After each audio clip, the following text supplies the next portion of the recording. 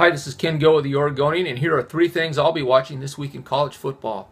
First, Friday night, Corvallis, Stanford, Oregon State. I think this is a big opportunity for the Beavers. I think this is a classic trap game for Stanford. The Cardinal is coming off a monumental upset of USC, a game that no one saw coming, in which the Cardinal played very well. They've had a shortened week of preparation coming off that night game in Los Angeles to get ready to play the Beavers in Friday night in Corvallis.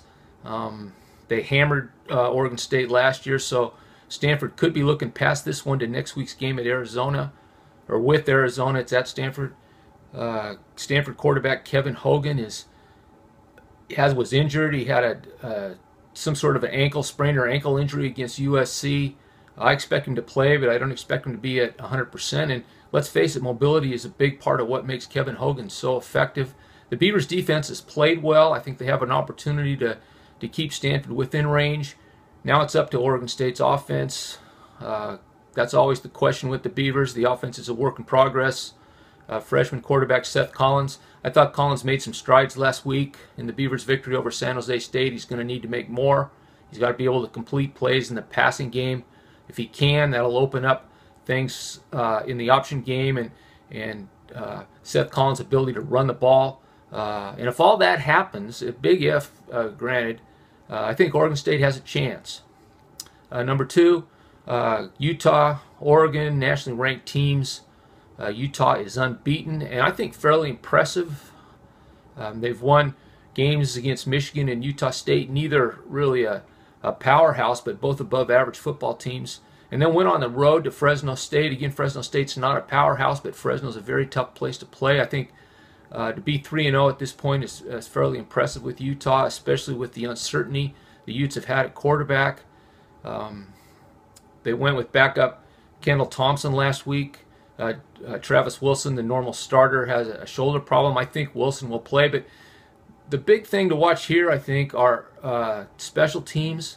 Utah is a very good special teams football team, and those are often hidden yards that can really affect the outcome of a game. So let's see how Oregon matches up with Utah's special teams. And very big game for the Ducks. They don't want to lose two games. They've already lost one to Michigan State. Granted, losses to Utah and Michigan State aren't bad losses, but I think two losses probably takes the Ducks out of the national playoff picture. And the third game I'll be watching is USC-Arizona State. Again, both one-loss teams.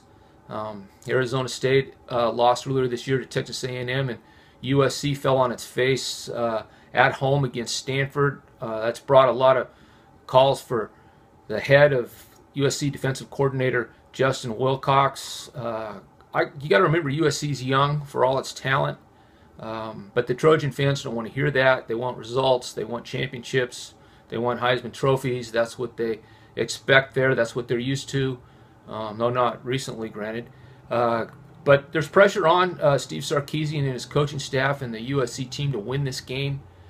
Again, the loser of the ASU-Arizona State game is probably not going to be a national playoff team. And Arizona State's got some pressure too. They came into the season talking about national championship playoffs. Coach Todd Graham said that was his goal.